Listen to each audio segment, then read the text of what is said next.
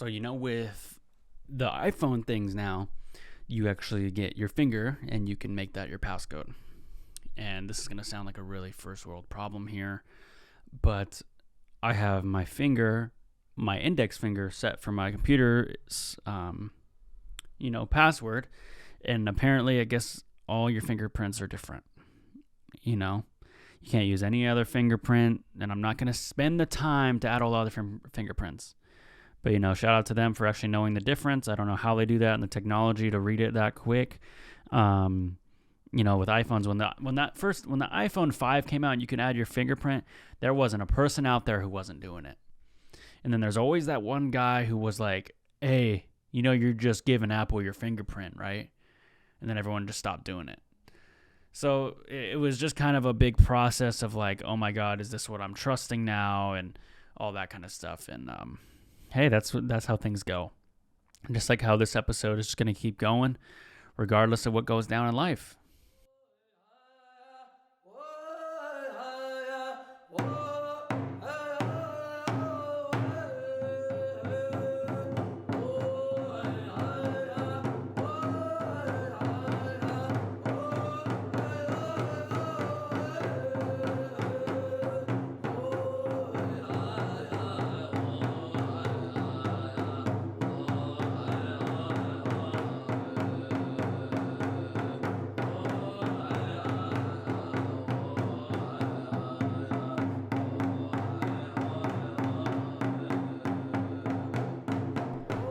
Oh man, music just gets you going, Shout out to, them who make music, ETG, shout out to Image too. I'm actually working on getting his music in here. So if you're listening to Image, I need to reach out to you and get your, I got your CD, but I got a CD burner, so I can't burn it onto my CD. That's the thing is like, when you're burning, I was actually burning CDs for my work, and that's what I do. I'm a, show producer, audio producer here at the radio station here at Daybreak Star in Seattle, and I was burning CDs. I was putting together. I had like the compile, the pile of CDs, and I was putting them in the thing, and I was burning them and putting them into the track lists, and felt like I had Limewire again. Oh man, Limewire! Do you guys remember Limewire? Limewire was the day where you were sacrificing that computer for them songs. And then you get them songs, and then they wouldn't even have track names on them. So you were walking around with your iPod that would just say track 1, track 2, but you knew the album. You started memorizing albums and you didn't even know the names. You just knew them by track 1, 2, 3, 4. So like someone's like, oh, yo, the new Black Eyed Peas song, Boom Boom Pow. You're like, oh yeah, that's actually track number 2 on that artist. You just knew because that was like how it went. And then you would get, I remember my biggest pet peeve with LimeWire and illegally downloading music. When my friends would do it, I would never do it, Allegedly, I would do it, and I would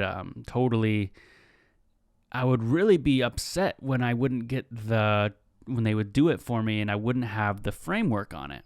When they're like, oh, hey, like, there is no album artwork on this. I love to have an album artwork on my music. So when I would get files when I was younger on my iPod that didn't have the album artwork, I almost didn't want to listen to it. I don't know why I liked looking at the album artwork when I was listening to it. It was just something. And also like with my car, it doesn't show up because I use Spotify for some reason, like the album artwork on the car dash anymore. And I think I looked at the update and it said it's because Toyota doesn't want to distract drivers so they don't display artwork. And that is some crap. Because when I put in Apple podcasts or Apple stuff, it shows up there. Oh, I think it's just my phone. But I've had 2 sets of phones with this car and it still doesn't work. And then everybody else who plugs their thing in, it works. I don't know. So anyway, as of this recording, it is Monday, January 3rd. It is 2022. Welcome to the new year. I hope you guys had a great new year. New Year's resolutions, like I was saying, I'm going to try to cuss less on here. I also want to try to get better with traditional foods, maybe learn a little bit more about traditional foods and what I can cook that is more connected to where I'm from. it's kind of like knowing herbs and stuff. Like say I'm out in the forest and I want to know what I could eat out there. That's helpful to know. It's always been really cool, like when you watch a show and like someone's like, yo, we can actually eat these and these. I'm like, that's so dope. I wouldn't even thought about that. I would have been looking for like mammals and trying to fish or something, which, you can't do. But it's also good to know the plants that you got to live off too. I know berries and stuff, but there's also some berries I'm like, I wouldn't risk it, but some people know, oh, well, if you like heat it up or something, or you smash it up and boil it in water, it's actually a good sense of, people know that kind of stuff. I don't. So I would love to learn a little bit more of that. So what is your New Year's resolutions? Be sure to send those into the show at 425-320-3641. Let me know what your New Year's resolutions are and how they're going, because we're already 3 days in, and I know a lot of people sometimes fall off. And if we're here, we could keep each other accountable. So send in those New Year's resolutions to the hotline. That'd be great to know what you guys are doing for your New Year's resolution. So mine's been doing okay. I also want to learn how to cook a little bit better, learn more things. As a person who, as a male who's 24 years old, and the only reason I say that is because when you do tax paperwork, it makes you say that, and I just don't like how it makes you say that. Like, can you say in a relationship? Anyway, as a 24-year-old male who, I like to think I'm a pretty good cook, but sometimes I cook like the same 10 things. Like I know how to cook chicken and rice, fish and rice. I know how to cook Chipotle chicken. I know how to make eggs. I know how to make breakfast. I know how to heat things up. I know how to cook things until they're done. Sandwich, simple stuff. I can make like in one good dish, like one like fancy dishes, and that's ratatouille. I watched a YouTube video on how to do that one. But I want to learn a little bit more outside of that. Like I want to cook something new, at least once a week or once a month, so, I don't know what I'm going to start. We started looking up recipes, and that's just the way to do it. You just got to look up recipes and try something new. And if you don't like it, you just, you don't like it. And if you don't like it, but you still learn how to make it, you have that. So if someone says, yo, do you know how to make pasta aioli, Dom? I'm like, oh yeah, I know how to make it. I'm not like a big fan of it, but I know how to make it. And that's handy. Food does that. It creates a network. It creates community. It creates laughs. It creates a lot of stuff. So if you know how to cook certain things, then you're good. Oh, I also know how to make a good thing of nachos. So here's my secret with nachos. If you guys are going to go to nachos, go and make them. You get the chips, you get the salsa, the beans, the sour cream, the cheese, all the things that are usually meant for nachos. Here's where the big thing is that people go wrong. And this may throw you guys all for a loop. Everybody who does nachos, they do all those things. They put the cheese on the top, and then they also try to be smart and put the cheese in the middle. Okay, they're doing a great job. They're doing it all wrong with the regular party-sized chips. You got to get the little Tostitos bowls, lay them out on a tray. It's a little bit more bougie. This is probably why people don't do it, but it's also, you get more. You get a perfect bite every time. You don't get a cheesy bite, and you don't get just plain chips. You get the Tostito bowl. You put the meat or, your ground beef or your beans or whatever you're going to put in there, for, cheese. And then you put cheese and meat in every little of those bowls, and then you bake it. Perfect bite every nacho. It's the best way to do it. I mean, when you dig into nachos, 80% of the time, you're just eating a plain chip. Maybe a speck of cheese on it, But if you do it my way, every chip is going to be perfect. I mean, when you go and get nachos with friends, this is how it goes. Someone brings in the nachos, they order it, and then everyone digs in. They get like one good chip each, and then there's like 2 really, really good chips, and then everyone else is just being nice, picking the outsides. That's basically what happens when you get nachos. Don't do that. Do it the way I'm doing it. It's the way to do it. The future is in the way you make nachos. And also the crypto space and NFTs and stuff, those are also on the up too. I'm not here to tell you guys to invest in certain things, but I'm definitely thinking about doing it. If you guys don't know what those are, it's just like ways to make money online or be involved in an online community. online, which most of us are already part of. So don't kid yourself and be like, oh, I want to be part of this community to be in this NFT, because you're already in an online community. You're already on social groups. You're already in group chats. You're in stuff. So don't feel like you're not involved, you know. A lot of people will sell that to you. So remember to make sure you know that.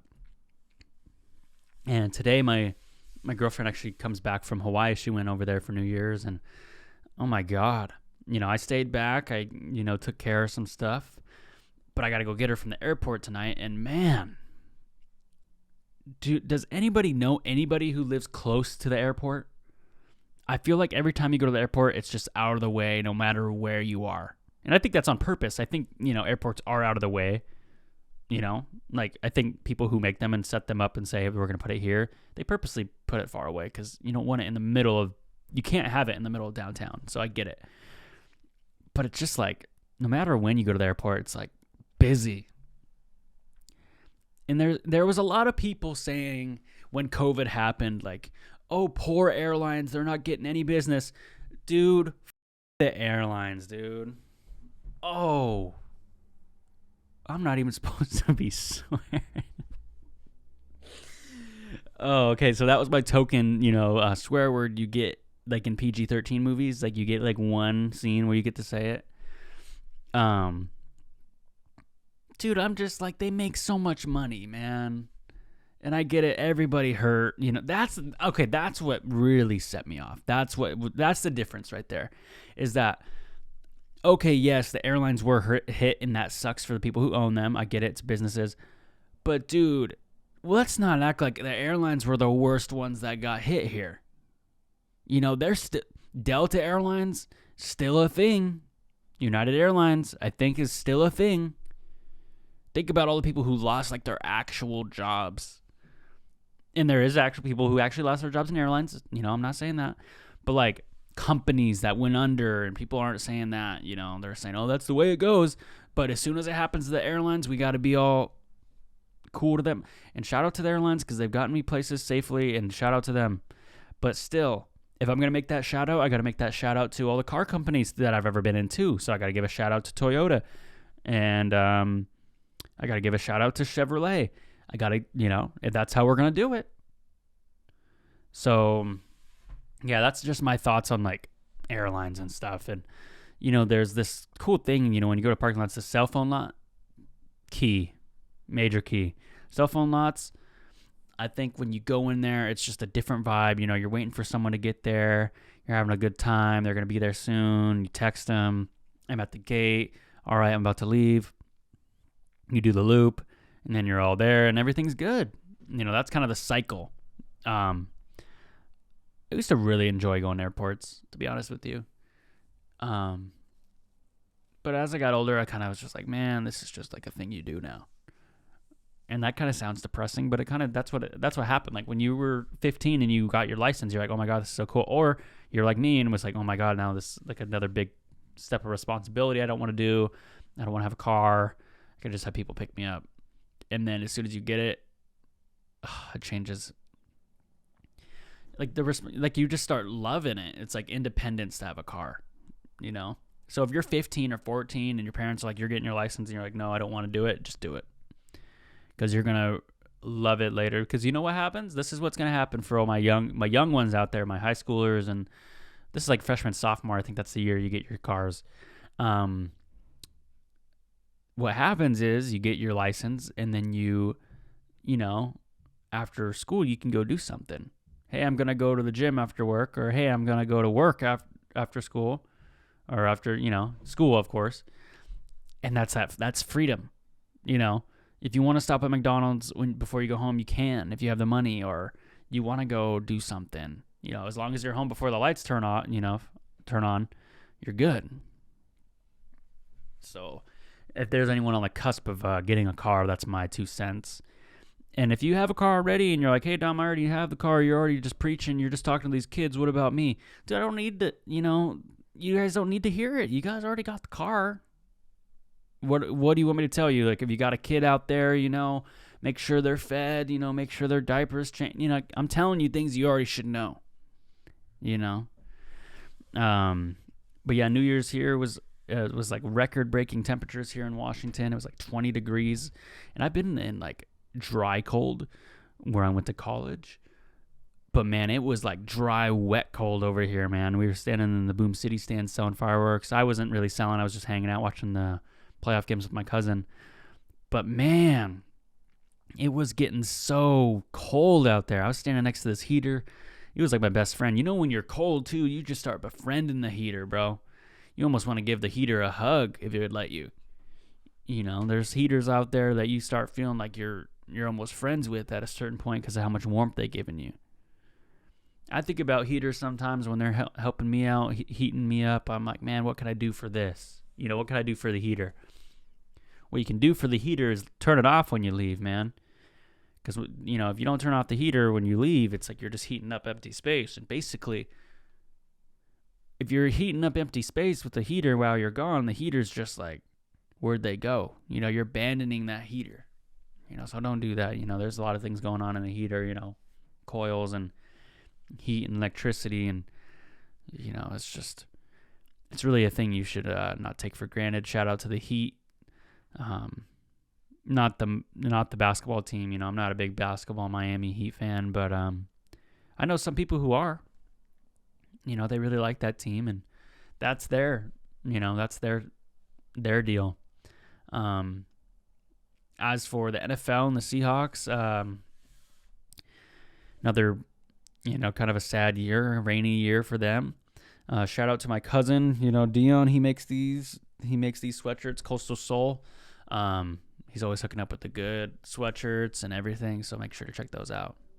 Yeah, I just really like having, you know, good sweatshirts. I'm pretty sure a lot of people like to have good sweatshirts.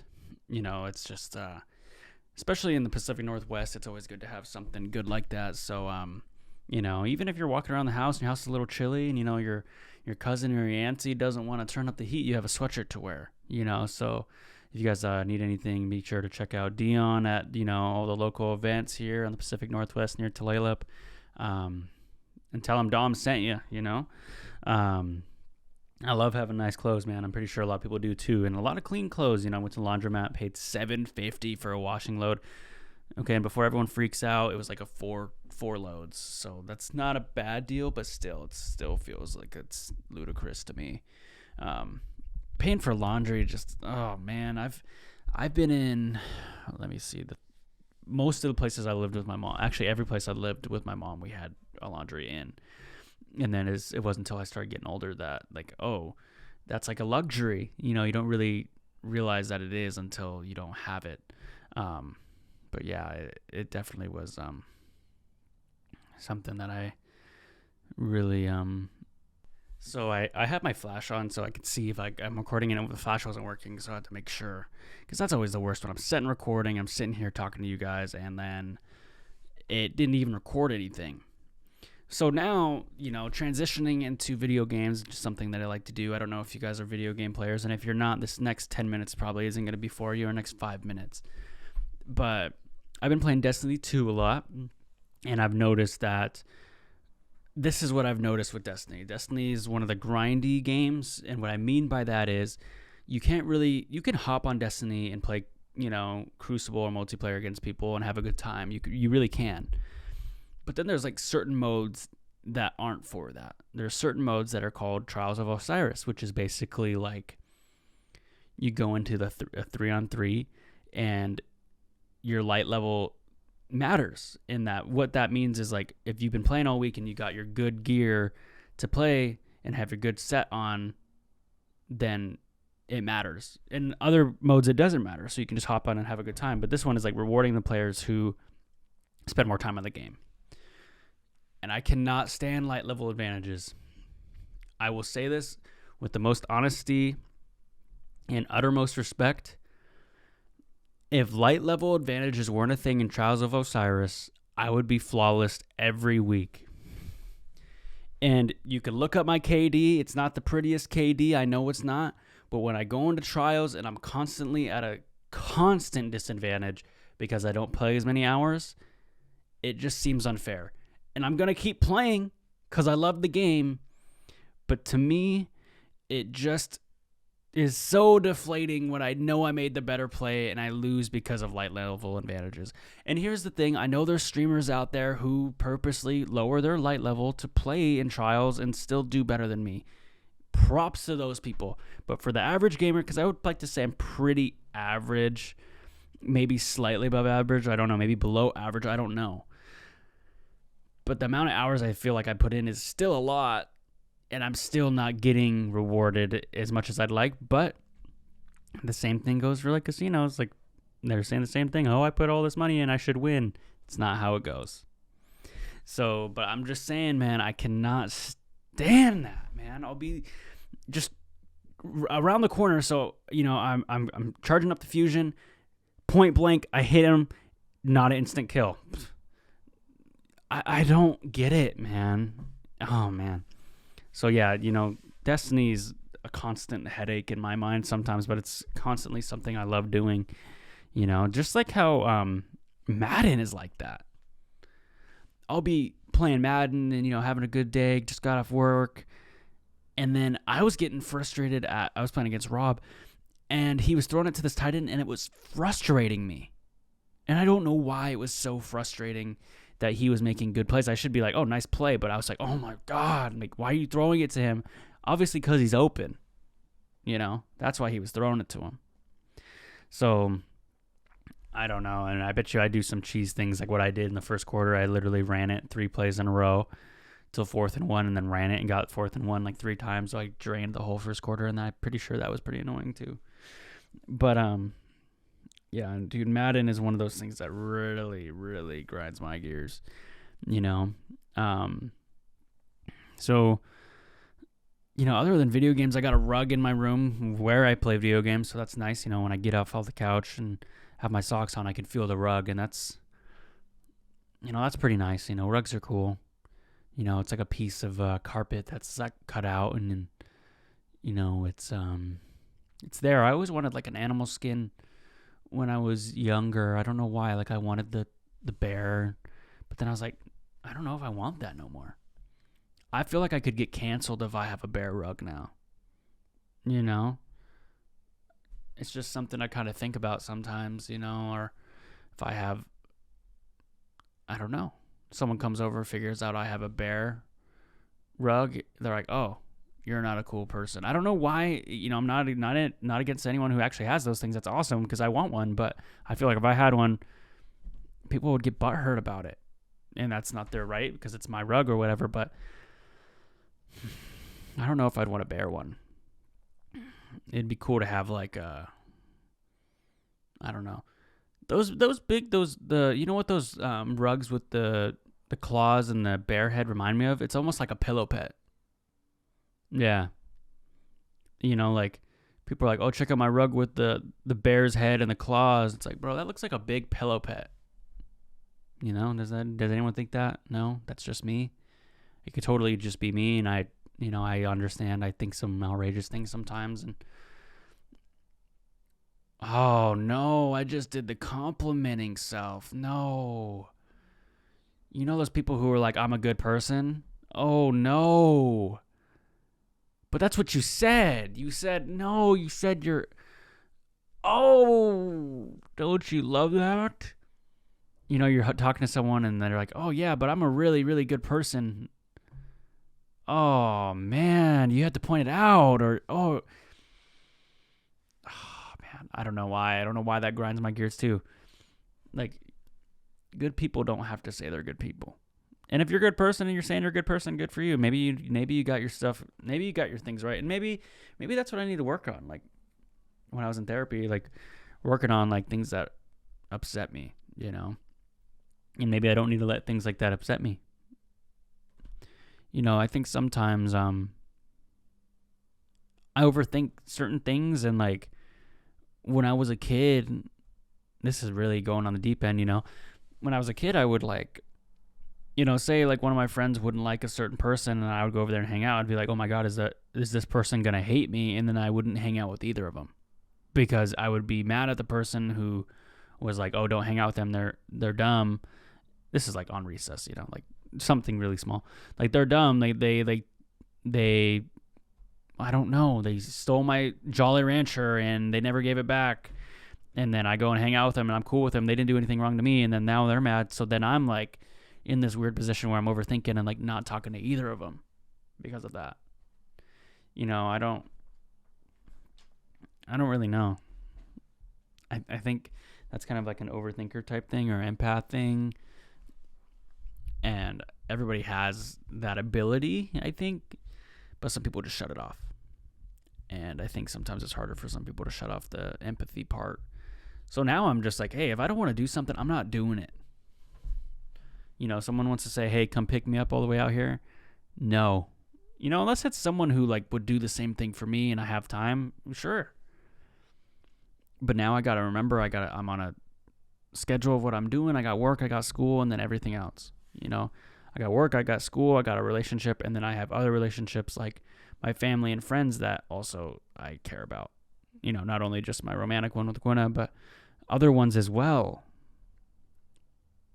And it's hard to say that. It's hard for someone to be like, hey, man, I got to do this math homework instead of going and hanging out with you. You know, I actually had somebody reach out to me. I think it would probably be smarter to leave the name out of this situation, but they reached out to the podcast. And I'll kind of paraphrase it. It was someone asking, hey, you know, what can I do to do better at time management? And I know primarily a lot of my listeners are probably younger than me. And this individual was in college, and they were wondering about the workload, what they should do, and how to stay on track for the new year and semester. And that kind of stuff, I love being able to help. You know, don't get me wrong. If I have 10 minutes to message you, I'll be honest, I was at the laundromat just waiting for my laundry to get done, and then this message popped up. It's like perfect timing. And my advice to, you know, the younger self out there, or, you know, people that are in college, especially natives that are in college that have never been there before, you just got to get used to the time management. And it's going to be I think that's the hardest thing about college. The classwork itself is never really hard. I mean, unless you're taking health stuff or pre-med and business law or stuff like that, that stuff's pretty hard. I'm not going to lie. I'm not going to sit here and say it's easy.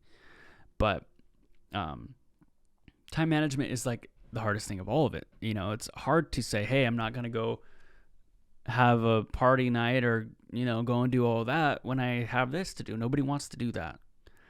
And there's also a balance too. So, you know, you just got to make sure you got to workload that balance. You know, have a social life and also have an academic life, or do academic life before you do that, or go and have a great time in the party and then use your whole Sunday to study, you know, or half your Sunday, and don't wake up late or stuff like that. You know, it's really simple once you break it down, but it's hard to break it down because this is what happens. You know, someone in high school, they go to somewhere new, and then this is what's going to happen. This is exactly what's going to happen. You're going to move. It's going to be hard. You're going to be away from family. You then got classes. You got to move into your dorm / apartment, wherever you're moving. You're trying to meet new people. You got syllabuses after syllabuses. You don't even really know what these are because you don't even know. It's telling you what you have to do. It's telling you about your final project by the second class. You already have to start picking ideas. And then you want to go to the gym, and then you're interested in this girl or boy or whoever you're talking to. You know what I mean? Like I'm speaking from girls' point of view and guys' point of view. And then, you know, you're stressed out. You're like, oh my God, I got to do this work. I got to work out. I got to take this girl out to go get a bagel or whatever. And then my family's calling me. Then something's going on at home. I don't have enough money. I need a job. You have like 9 things on your plate at once. And then you have that person saying, just do it. It's easy. That's the hard part. It's because you're jumping into that new realm of multiple things to do at once. And I'm just going to give you the same cliche advice that probably everybody's probably given you. But it's true. Just take one thing at a time. Take the thing that needs to get done first. If your paper is due at 8 o'clock tonight and it's 5 o'clock, do that and then worry about the other stuff later. Because if you do your paper while you're talking to somebody, while you're doing your bank, while you're sending over your grades and transcripts to wherever you got to send them, you're not going to give your full attention to it, and then you're going to have a bad grade, and then you're going to be stressed out about your grades on top of everything. So just boom. So advice to the young ones out there, shout out to you, and keep doing what you're doing, especially natives in school, natives in jobs too. The same thing applies to tech schools, applies to high school. It applies to going into the workforce right after high school. It also applies to going into the military. It's like to-do list 1, 2, 3, 4, 5, 6, 7, 8, what you have to do. And a lot of people don't like to do that because they like to wake up and they're like, oh, I don't have anything to do today. If somebody hits me up, I can go to the mall with them. If they want to go eat, I can go eat. Okay, yeah, that works for a while. And then your friends start getting jobs, and then you start getting older. You need money. You want your own place. Things happen, man. Maybe if they don't, good for you. If you're comfortable, there's nothing wrong with being comfortable. But sometimes it's not the best thing for you. I was comfortable at Wazoo. I'll give you that right now. I didn't want to come to UW, but I did. And what an adjustment. It's like a slow adjustment into the new thing. That's kind of like my preachy hour, I think, That's just, and also, if I were to stay on the preachy vibe, make sure you don't overwater your plants, because that's what I did. And I feel like all these videos of like people dunking their succulents in the water, I don't know why. I just feel like that's just cap. I don't want to drown my cactus. I just feel like it's just not the right thing to do. I could be wrong, but it just scares me, Imagine you're a plant, you just get dunked underwater, you're kind of sitting there and just hanging out, and someone just dunks you and baptizes you. We didn't need to bring all this religion stuff into this, We don't need to be dunking and baptizing cactuses, That's my thing. So if you've seen that TikTok video, you know what I'm talking about. It's just kind of a sensitive video, I think, to some, If the plant doesn't want to be baptized, don't baptize it. Is anyone else like that with kids too? Like if a kid doesn't want to do something, like you're like, nah, don't let them do it then. Don't make them do it. Why am I like that? Have you ever like tried to dive deep? Go see parents like, and their kid doesn't want to do it, and they're like my cousin wanted to keep her Moana shirt on, and like her parents were like, no, you got to take your Moana shirt off. You're at home and you got to wash it. Like, no, just let her wear it. Why do I? Is it a confrontation? What is it? I don't know. I'll handle confrontation if I have to, but it's not something I'm seeking out. That's for sure. Sometimes you have to. Like sometimes you have to just do the people's elbow and stuff, and let them know.